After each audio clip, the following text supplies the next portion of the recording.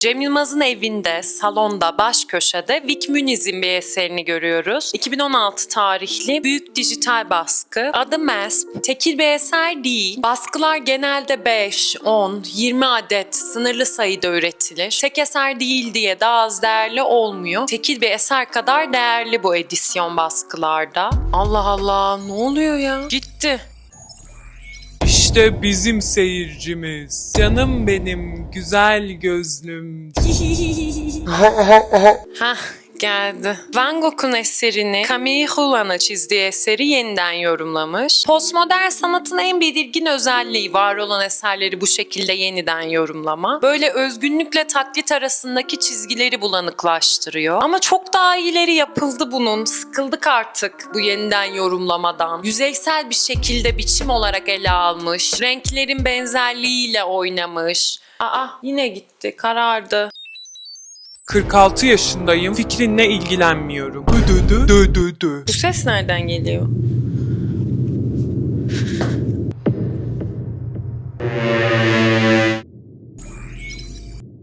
Fikrinle ilgilenmiyorum. Mutlu yıllar. Cem Yılmaz'ın sahip olduğu sanat eserlerine bakacağım bu hafta. Instagram'a koyduğu fotoğraflar birinci kaynağım. Neyse ki kronik olarak online biri. Paylaşımlarını esirgemiyor. Türk, Amerikalı, İngiliz birçok sanatçının eserini paylaşmış. Hepsini tek tek incelemek mümkün değil. Birçok fotoğrafında arkada çok eserli bir duvar görüyoruz. Bu duvardaki eserleri ve eserlerin birbiriyle ilişkisini açıklayacağım. Cem Yılmaz 2014 yılından beri koleksiyonerlik yaptığını, eser topladığını söylüyor. Belki ikinci bir video, hatta üçüncü bir video bile yapmam gerekebilir. Çünkü hem evinde hem yapım şirketi Fikir Sanat'ta çok eser var. Küçük bir kısmına bakacağız. İlk eser Ray Caesar'ın 2008 tarihli Sight Saddle, Yan Eğer isimli dijital eseri. Ray Caesar tekil eserler yerine 20'li baskılar yapmayı tercih ediyor. Bu baskılar numaralandırılıyor. Çoğu zaman sanatçı imzalı oluyor. Videoyu editlerken bir şey fark ettim. Ray Caesar'ın internet sitesine girdim. Videoda kullanacak görüntü bulabilmek için ve bilin bakalım hangi tabloyu gördüm. Serenay'ın evindeki tablo. Benim Batman maskeli zannettiğim bacaklarını açmış kadın tablosu. Küçük bir kızmış hatta. Kadın da değil. Kesin Cem Yılmaz hediye etti ya da Cem Yılmaz'ın tavsiyesiyle Ray Caesar'ın anlaştığı galeriden aldılar. İnşallah Serenay'ın bir arkadaşı vardır. Bunu ya sat ya birine ver, çıkar bunu elinden diyen. İlişkinin neden bittiğini anlamak için bu resme bakmak yeterli. Hediye olarak bunu aldığınızı düşünün. Küçük bir kız çocuğunun bacaklarını açtığı, maske giydiği bir tablo. Caesar eserlerini üretmek için bilgisayar tabanlı araçlar kullanıyor. 3D modelleme programları kullanıyor. Küçük bir kız çocuğunu cinsel bir fantazinin başrolünde görüyoruz. İri yarı adama ata biner gibi biniyor. Elindeki kamçı cüsse farkına rağmen gücün küçük kızda olduğunu gösteriyor. Adamın ayakları ve kızın küçük kırmızı ayakkabıları zıtlık yaratıyor. Bulundukları odanın Viktoryen bir tarzı var. Yani lüks, cesur desenler, zengin renklerle süslü bir tarz. Tavandaki ampuller ve masanın üzerindeki pervane bu dekorasyonla zıtlık oluşturuyor. Hatta ampullerin gölgesi bir örümceği anımsatıyor. Bu zıtlıklarla tekinsiz bir ortam yaratılmaya çalışılmış. Sosyal ve cinsel tabular sorgulanmaya çalışılmış. Eserin adı Yan Eğer, kız çocuğunun cinselliğine gönderme yapıyor. Kadınların ata yan oturması, yan eğerler antik çağlara uzanır. Bir hanımefendinin ata bacaklarını açarak binmesi uygunsuz görülür. 1382 yılında Bohemya Prensesi Anne, Kral II. Richard'la evlenmek üzere Avrupa'yı yan eğerle at üzerinde geçer. Ata yan binmek, prensesin bekaretini korumak için bir yol olarak görülür. 19. ve 20. yüzyıla kadar kadınlar namuslu olmak adına bacaklarını açarak ata binemez. En basit ve gerekli eylemler bile, oturma eylemi, ata binme bile cinsiyete dayanıyor, sekse dayanıyor gördüğümüz gibi. Bu mantığa göre günümüzde bacaklarını aça oturan aslanlar, koçlar da bir ispatlama çabası içinde diyebiliriz. Koh koh koh. Yani yan eğer kadınlar için bekareti korumak, iffet anlamına geliyor ve resimde cinselleştirilen kız çocuğunun tavrıyla zıtlık içinde. Ray Caesar. Doğru söyle. Kim sipariş etti bunu? Woody Allen mı? Bill Gates mi? Jeffrey Epstein mi? Kim? Caesar eseri sipariş üzerine yapmamış ama yine bir erkek fantezisini temsil ediyor. 18. yüzyılda da sipariş üzerine erotik, uygunsuz, toplumdaki kuralları yıkan eserler yapılırdı. Erotik sahneler ressamların hizmet verdiği seçkin müşteriler arasında popülerdi. Özel salonlarda yakınlarla paylaşılır, hayranlıkla izlenirdi. Bu tablolar rokoko tarzının bir parçası. Yani Netflix and chill, Netflix ve chill yerine eskiden rokoko and chill. Akşam bize gelsene, rokoko ve chill yapacağız. O ne ya? Anlarsın ya. Ne yapıyorsun be? Hadi. Utan. Peruğundan utan koskocaman adam. Anlarsın. Oh my God, bro.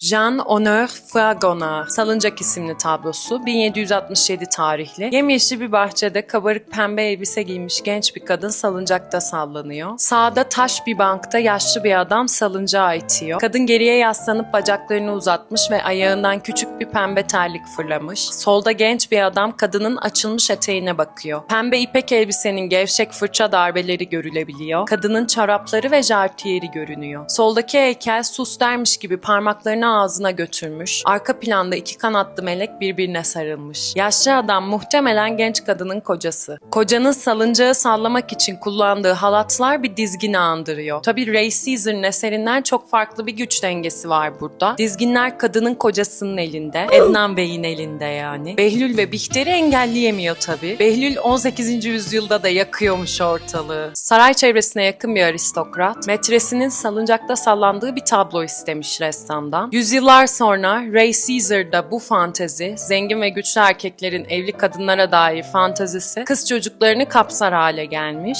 İşte insanlığın ve toplumun evrimi. Tam bir gelişme süreci. Tabii bizlik bir şey yok. Biz Batı'nın iyi taraflarını şey yapıyoruz, kötü taraflarını şey yapmıyoruz biliyorsunuz. Ressamın erkek olması bu tabloyu erkek fantezisi yapmıyor tabii doğrudan. Gerçekten eleştirel ve beklentilere karşı çıkan bir eser olduğuna inanabilirdim. Tam karşısında hiper gerçekçi, çıplak bir kadın heykeli olmasaydı. Carol Fuhrman'ın tekil olmayan bir eseri, yani aynı heykelden birden fazla üretilmiş, her biri numaralandırılmış. Sanatçının yüzücüleri yaptığı sayısız figürü var. Hepsi bone takıyor, tenleri ıslakmış gibi gözüküyor. İdealize edilmiş ve tamamıyla tüysüz bir kadın vücudu görüyoruz. Bir bacağına yaslanıyor, diğer bacağı dizden bükülü. Bu klasik Yunan sanatında kullanılan kontraposto isimli duruş. Antik Yunan'da ağırlığın iki bacağı eşit olarak dağıtıldığı sert ve statik poza karşı geliştiriliyor. Verraggio'nun, Donatello'nun, Michelangelo'nun David'leri kontrapostoda durur. Michelangelo'nun David'i bu duruşu mükemmelleştirir. Kontrapostoyu kas gücü ve cesaret hissiyle birleştirir. Yunanlıların atletizme olan sevgisi, olimpiyatları icat etmeleri, Yunan kültürünün erkekliğe olan güveni kontraposto duruşunda görülebilir. Carol Fuhrman'ın yüzücüsünde kapalı bir kontraposto görüyoruz. Erkek vücudundaki rahat duruş yerine yüzücü daha edepli, cinsel organını kapatacak şekilde poz vermiş. Bir utangaçlık, pasiflik, sakinlik hissi veriyor. Ray Caesar'ın Yana Yer isimli eseri Fuhrman'ın yüzücüsüyle sergilenince sosyal eleştiri anlamını yitiriyor.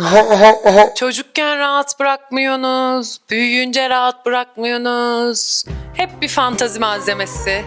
Bir rahat vermiyorsunuz yani. Bu iki eserin arasında kalanlar, masada oturanlar nasıl bir muhabbet döndürüyor? En fazla ne diyebilirler bu ikisinin arasında? Abi şimdi Scarlett Johansson'da ne yaparsın? Deniz kenarında takılırım. Bikinili olsun. Tüm gün güneşlensin Scarlett rahat rahat. Fiziği gösterişli kadın. Ne işi var kumsalda abi? Bakan olur, olay çıkar. Ne yapacaksın Scarlett Johansson'la? Kırsın dizini evde otursun. Balkonda otururuz. Zeytinyağlı mezeler yapar. Sen bu oyunu anladığına emin misin? Abi ben neredeyim? Biz hangi yıldayız? Antik Yunan'a gönderme yapan bir tek bu eser değil. Yang Maüye'nin Aristophanes isimli heykeli camın önünde duruyor. Yüzücü heykeline yakın. Bu iki heykel antik batı sanatına gönderme yapan, ondan ödünç alan eserler. Yang Maüye'nin benzer bir heykeli için 30.000 ve 40.000 euro arasında bir fiyat aralığı belirlenmiş. 8 adet yapılmış bundan. Aristophanes'in de 8 adet olduğunu varsayabiliriz. Bir tanesi de Cem Yılmaz'ın evinde. Ray Julius Caesar'ın yan eğrisinin yanındaki eser Alexander Klingspor'un Karşılaşma, Kendim ve Öteki Üçlemesinden isimli tablo. Tekil eser, baskı değil, 58 bin liraya satılmış. 2018 yılında bu eseri ve Ölümcül İç Üzümü Dansı isimli eseri sanatçının İsveç'teki sergisi için müzeye ödünç vermiş Cem Yılmaz. Bir de 10 adet üretilen Cult of Delusion, Yanılsama Kültü isimli baskıyı satın almış. Instagram'da paylaşmış. 4800 dolara satılmış bu baskı. Duvardaki eserin başlığı Karşılaşma, Kendim ve Diğeri üçlemesinden bir sinema filmini anımsatıyor. Geniş şehir perspektifi, ıslak taş zeminler, yansımalar, sinematik bir atmosfer oluşturmuş. Bir yabancılaşma hissi yaratmış. Şehir arka plan değil, bir karakter gibi. Anlatının aktif bir unsuru. Giorgio de Chirico'nun eserlerini anımsattı bu şehir bana. Teknik olarak benzemiyorlar, tarzları farklı ama iki sanatçı da şehri psikolojik bir mekan olarak kullanmış. Chirico, sürrealist sanatçıları derinden etkileyen bir ressam. Chirico'nun eserlerinde karşılaşmadaki gibi derin bir perspektif kullanılır. İnsansız sokaklar, uzun gölgelerle dolu şehirler bir zamansızlık hissi yaratır. Şehir psikolojik bir alana dönüşür. Klingspor'da ise şehir gerilimle dolu. Sinema ile ilgilenen birine yakışan bir tablo. Melon şapkalı adamı görmezden gelemiyoruz. Sağdaki kadından daha çok göze çarpıyor. Arkadaki beyaz montlu kadından da daha önde. Melon şapkalar ve şemsiyeler akla hemen René Magritte'i getiriyor. Magritte resimlerindeki melon şapkalı adamlarla ünlü. Belçikalı sürrealist bir ressam. Sürrealizm akımı 1920'lerin başında Fransa'da ortaya çıktı. Edebiyatı, resmi, fotoğrafı etkiledi. Psikanaliz ve Freud'un bilinçaltı üzerine yazdıkları merkez alındı. Freud'un Rüyaların Yorumu isimli kitabı 1905 yılında yayınlanmıştı. Rüyaların rastgele manzaralar sunmadığını, kontrole tabi olmayan bilinçaltını yansıttığını öne sürmüştü. Rüyalar, bilinçaltı, bilinçaltını çözümlemeye odaklanan psikanaliz, sürrealist ressamların ilham kaynağı oldu. René Magritte, sürrealist bir ressam olarak sıradan, gündelik melon şapkayı garip, anlaşılmaz ve rüya gibi olanla karıştırdı. Gerçek, tanıdık ve sıradan olanı abarttı, çarpıttı. Amacı gündeliğin altında yatan endişeleri ve bastırılmış duyguları ortaya çıkarmak. 1920'lerde her erkeğin taktığı melon şapkayı sıradan bir adamı temsil etmek için kullandı. Orijinal olmayan bir başlık sürpriz yaratmaz der. Melon şapkalı adam anonimliği ile sadece orta sınıf bir adam ve ben de onu takarım.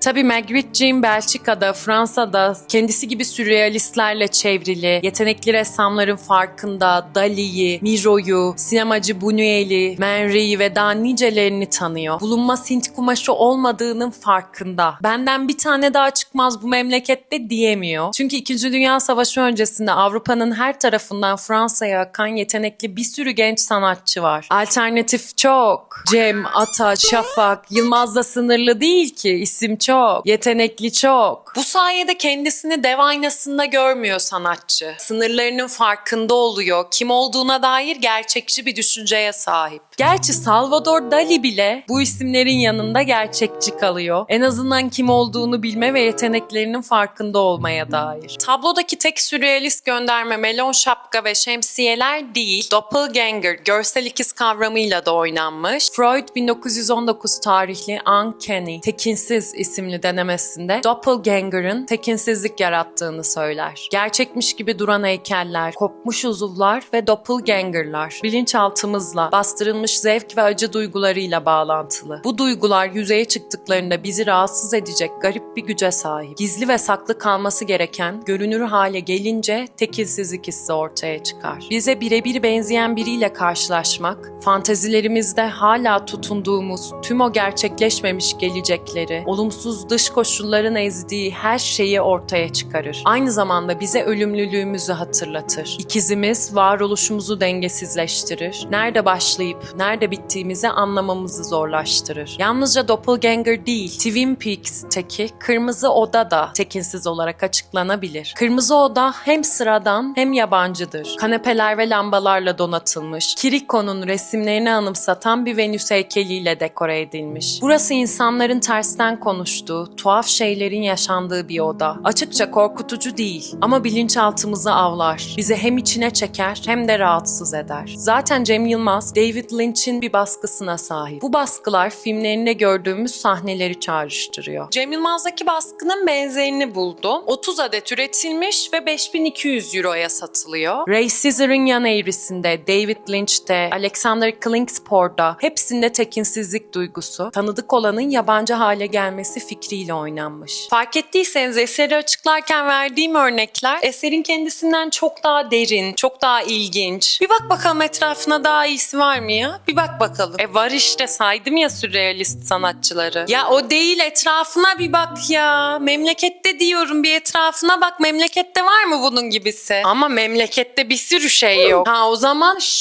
en iyisi bu, sen yutamıyorsun. Ama kıstas Türkiye.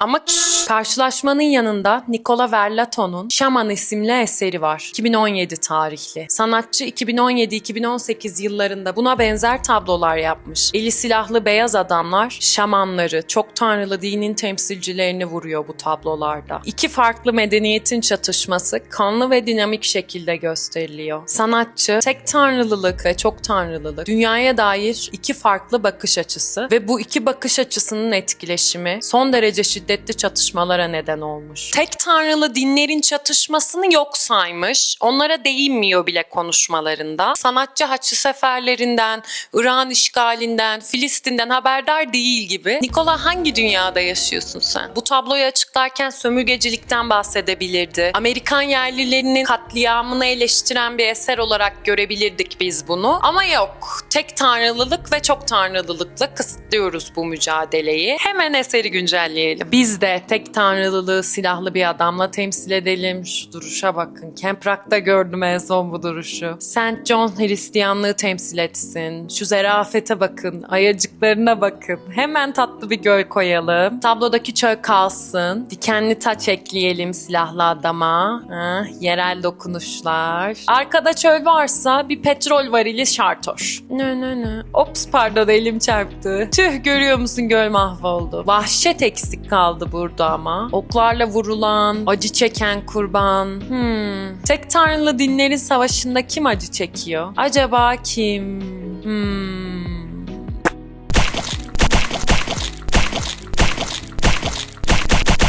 Nikola, haklıydın. Tek tanrılılık ve çok tanrılılık günümüzün en büyük çatışması bu. Bu tabloda oklarla vurulmuş, acı çeken bir Mesih şaman. Silahlı adam bir film sahnesinden, hatta bir video oyunundan fırlamış gibi. Verlato eserlerinde 3D teknolojisinden yararlandığını söylüyor. Figürlerini dijital olarak modelliyor. Anatomiyi, pozun dengesini, ağırlık merkezini belirliyor. Dijital model üzerinde sanal ışık kaynağı kuruyor. Gölgenin nerede kırılacağı, hangi bölgeye odaklanılacağı önceden hesaplanıyor. Ardından eline boya alıp tuvalin başına geçiyor. Ray Caesar'ın eserlerinin aksine 3D teknoloji burada yalnızca bir araç olarak kullanılıyor. Verlato'nun sahneyi ışıklandırması çok dramatik. Şiddetli, kanlı bir mücadele, mitik bir sahne yaratılmış. Barok sanatçıları, özellikle Caravaggio'yu anımsatıyor. Işık ve gölgenin dramatik kullanımı, Caravaggio'nun sanatının ayırt edici bir özelliği. Bunu ışık ve gölgenin zıtlığı sayesinde yapıyor. Yani chiaroscuro ile. Kelime anlamı açık, koyu olan chiaroscuro, tabloyu aydınlatma yöntemi. Sanatçının vurguları beyaz ve açık renkli boyayla, gölgeleri koyu tonlarla belirlediği anlamına geliyor. Chiaroscuro'nun aşırı dramatik olması gerekmez. Ama Caravaggio, chiaroscuro'yu, ışık-gölge zıtlığını bir adım ileri götürür. Neredeyse teatral bir ışık kullanır. Chiaroscuro'nun daha yoğun ve dramatik bu hali tenebrizm olarak adlandırılır. Çarpıcı figür ve ışık kullanımıyla Caravaggio'ya yakın bir anlatım var şaman tablosunda. Caravaggio'nun faaliyet gösterdiği dönemde Katolik Kilisesi yeni ortaya çıkan Protestanlıkla baş etmeye çalışıyordu. Protestanlar Katolikleri dini güçlerini kötüye kullanmakla, maddi ihtiyaçlarını karşılamak adına Tanrı'nın sözünü çarpıtmakla suçlar. Protestan reformunun lideri Martin Luther, dini resimlerin yaygınlaşmasını bir tür putperestlik olarak görür. Buna karşı Katolik Kilisesi, dini sanatın önemini ve ilahi gücünü Caravaggio gibi sanatçıların eserleriyle göstermeye çalışır. Caravaggio'nun şiddet sahneleri ve ifade gücü kilisenin amacına hizmet eder. Peki sanatçı tablolarını bilinçli olarak mı propaganda aracı olarak kullandı? Peki ya Nicola Verlato'nun eserleri, şiddetli anlatıları propaganda aracı olabilir mi? Günümüzün en büyük çatışması bu. Duvardaki son eser Pedro Campos'un. Hipergerçekçi, fotogerçekçi de diyebiliriz. Hiperrealizmi Beni Blanco'nun ev turunda anlatmıştı. Hiperrealizm yüksek çözünürlüklü bir fotoğrafa benzeyen resimleri ve heykelleri tanımlıyor. Gündelik hayattan imgeleri, markaları kullanıyor. Teneke çorba kutularını görüyoruz. Andy Warhol'un tüketimi, metayı öven eserlerine açıkça gönderme yapmış. Cam sürahilerden gözümü alamıyorum. Parlak, neredeyse kutsal bir havaya sahipler. Işık, gölge, cam yüzeydeki yansımalar. Pedro Campos'un da Caravaggio'dan, barok ressamlardan etkilendiğini söyleyebiliriz. Bu nedenle Şaman eseriyle yan yana olabilir. Hiperrealizm 60'ların sonunda minimal ve soyut sanata meydan okuyan bir akım olarak ortaya çıktı. 72 yılında gerçekleşen Büyük Çağdaş Sanat Sergisi Documenta 5, hiperrealizmin halka açık ilk büyük sergisi oldu. Ünlü küratör Harald Zeman'ın sergisi ve adı Gerçekliği Sorgulamak, Resimsel Dünyalar. Bir sanat eleştirmeni sergide gördüklerini şiddetle eleştirir. Bunlar son moda doktrinlere göre üretilmiş yemek odası, hatta yatak odasına uygun dekoratif nesneler. Deha yerine bilgiçlik var. Sonuç, bilgiçlikle dolu dekoratif nesneler. Eleştirmenimiz 1972'de çözmüş işi. Eserlerin nereye konulacağını tutturmuş. Deha yerine bilgiçlik ifadesi de cuk oturmuş. Bilgiçlik akıyor tablodan. Salonun ortasındaki sütunda, en çarpıcı köşede Vic Muniz'in Repro Masp, Van Gogh'un Camille Hulan'dan esinlenme isimli tablosu var. Brezilya'nın en tanınmış çağdaş sanatçılarından biri Vic Muniz. Masp Müzesi'nin, São Paulo Sanat Müzesi'nin koleksiyonunda bulunan Vincent Van Gogh'u eserini yeniden yorumlamış. Eseri tamamladıktan sonra fotoğrafını çekmiş ve baskı olarak satışa çıkmış. Buna benzer klasikleri yorumladığı bir sürü eseri var. Monet, Jasper Johns, Van Gogh'un eserlerini farklı yöntemlerle canlandırmış. 2019 yılında yapılan bir müzayedede bir sanatçı provası $193.750 satılmış. Sanatçı provası yani artist's proof, kaliteyi kontrol etmek için kullanılan ek baskılar. Sanatçı provaları daha nadir, daha pahalı bu nedenle. Bu eser sanatçı provası mı, sınırlı baskı mı bilmiyoruz. Mesela benzer eserin 2024 yılındaki baskısı, sanatçı provası değil, $151.200 satılmış. Tabii müzayedenin yılları da farklı. Bir sürü etmen var fiyatı belirleyen ama en az $100.000 diyebiliriz evindeki eser için. Salondaki diğer eserler gibi gönderme yapıyor sanat tarihinin ünlü eserlerine. Bu gönderme yaptığı tablolardan konuşmak, onlardan bahsetmek yerine neden bunu görüyoruz diyorum ben baktığım zaman. Eserler yeniden yorumlanırken sanatçının belirgin bir iddiaya ihtiyacı oluyor. Yalnızca biçimini benzetmek zayıf kalıyor. Çünkü çok kullanıldı bu yöntem. Çok gördük bu yeniden yorumlamaları, taklitleri. Aralarından sıyrılmak için sağlam bir argümana ihtiyacı var. Muniz birçok görsel kullanmış. Kırmızı domatesler, balıklar. Esprili ama aynı şeylere daha ne kadar güleceğiz? Peki Cem Yılmaz'a gider miyim? Canısı, ben Serenay'ın evine gidecektim ya. Gri Duvarları izleyeceğiz onunla oturup. Evinde doğru düzgün sanat eseri yok dedim ama onu tercih ediyorum. Meşgulüm, gelemem, sorry. Daha bakılacak bir sürü eser var. Basquiat'ın baskıları var. Keith Haring'in bir edisyonu var. Garip yaratıklar var. Bir video daha yapacağım büyük olasılıkla Cem Yılmaz'ın koleksiyonuyla ilgili. İyi yıllar.